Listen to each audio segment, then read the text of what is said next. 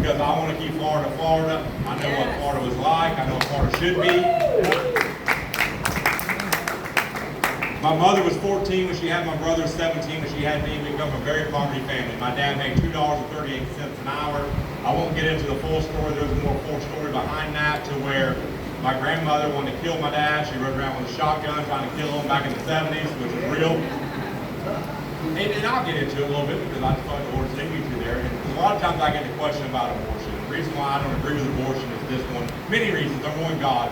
But number two is this.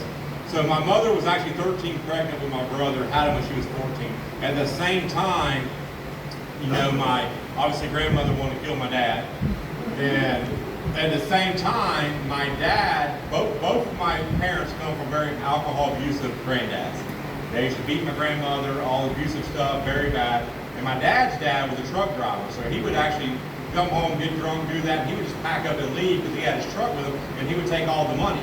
So a lot of times my dad, mom, and he had a little brother, two of them grown up by this time, had a little brother who was left with nothing.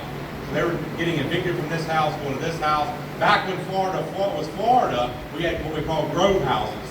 If you don't know what them are, they're old wood frame houses in the middle of a grove that obviously they rented cheap because it was for the grove people and all that kind of stuff.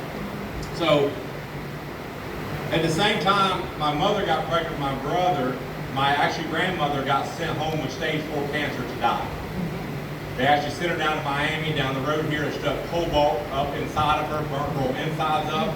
She got gangrene, sent her home to die. Miracle happened. I never knew this 2 years later, but she ended up getting healed and she lived till in her 70s. But the story is this. So my dad's in a situation where he got a 13-year-old pregnant. His dad just left him. My grandmother wants to kill the dad. They're not happy with her being pregnant. It would have been very easy for my mother to make that decision. And she didn't. And what happened 3 years later, I came along. Not that I'm any better than my brother. I think so, but he don't think so. But we ended up being very successful people. My brother's actually a general contractor now. He does remodels, builds little small houses, that kind of stuff. And I own 25 years, I own a business. Started ministry 10 years ago, which I'll get into that in a second, really tell people about their fruit. So that's the reason why I don't agree with that. You know, we can't pick somebody's destiny and destination. Only God can do that. And we got to allow God to make that decision, because it doesn't matter where you come from, it's what you can be. And with God, nothing is impossible. Amen. So at 25, obviously poverty, that kind of stuff. I graduated high school. My mom wanted to go to college. Me and my brother both. Actually, my brother was a very successful left-handed pitcher. He could have done something with his life, but unfortunately, we come from that alcoholism. So we started drinking at age 15 and get caught up in all that nonsense. So we both went to college for like a semester, dropped out, and years later we started business. So at 25, I started business, got very successful at it. By the time I was in my 30s, I was making 7 figures in my business gross, paying myself 6 figures. Chasing the American dream, thought it was everything, but at the end of the day, after I received it, it was nothing. I was empty and void. Actually, my marriage was going the wrong direction after 7 years. Business was doing good, money was there, but I was living above my means because I always wanted more, was never happy.